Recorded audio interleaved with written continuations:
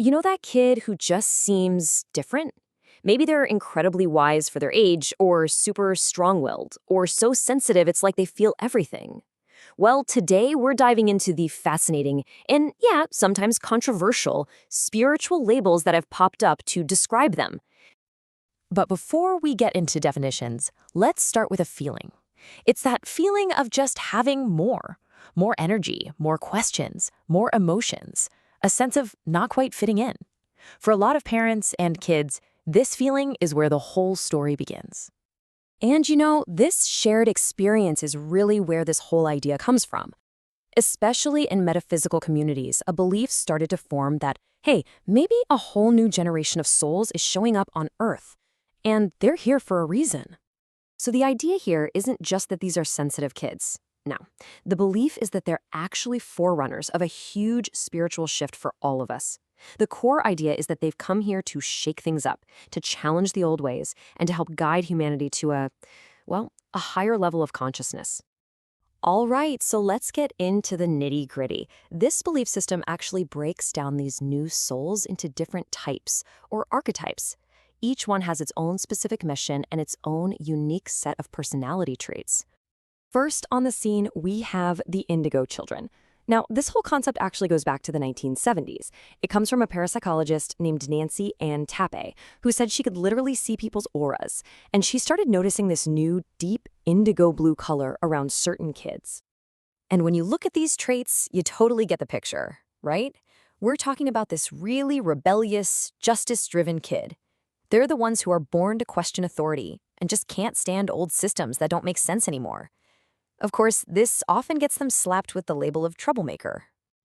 Then, after the Indigo Warriors, a totally different vibe shows up.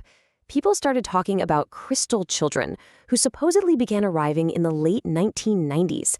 Their job isn't to tear things down, it's to build things back up, but with love and peace. And that's the key thing to get here. It's this massive shift in energy. The indigo is all fire and confrontation. But the crystal? They're gentle, they're absorbent. Proponents say they are so deeply empathic that they can get totally overwhelmed in harsh environments, and they often communicate more telepathically than verbally.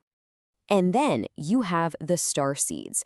Now this is where things get, cosmic.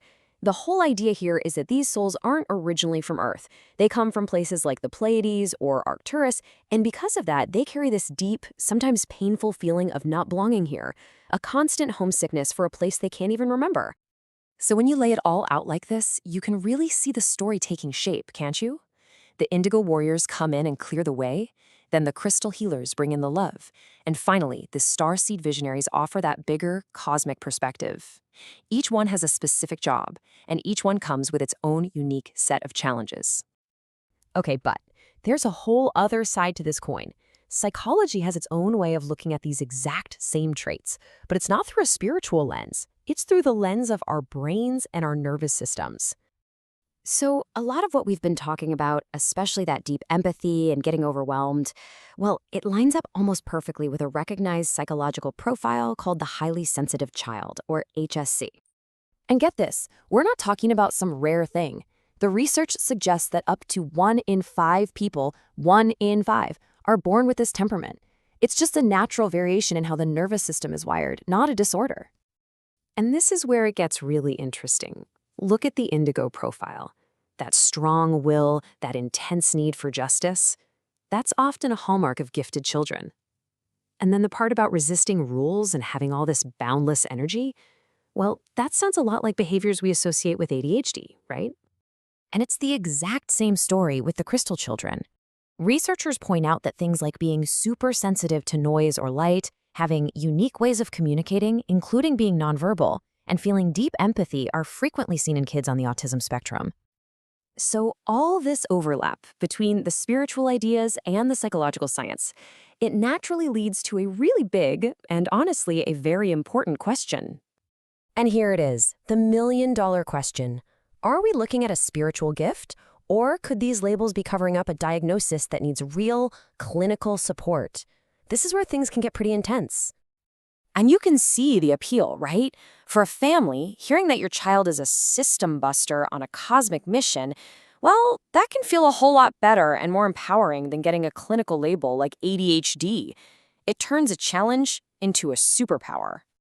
But, and this is a huge but, clinicians have a major concern here.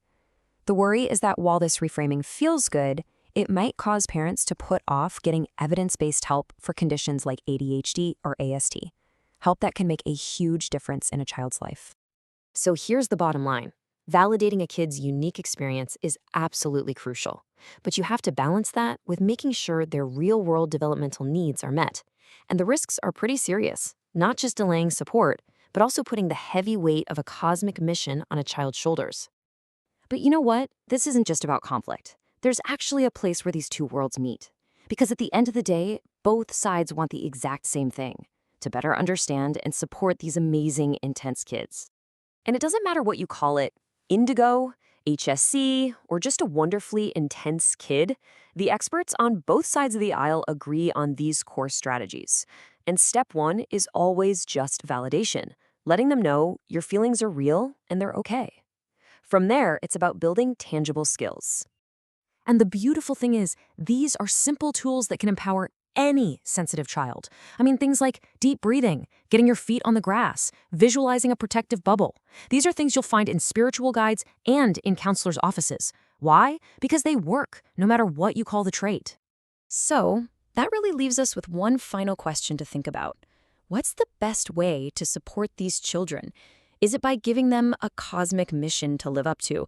Or is it by giving them the tools, the support, and the freedom to go out and discover their very own?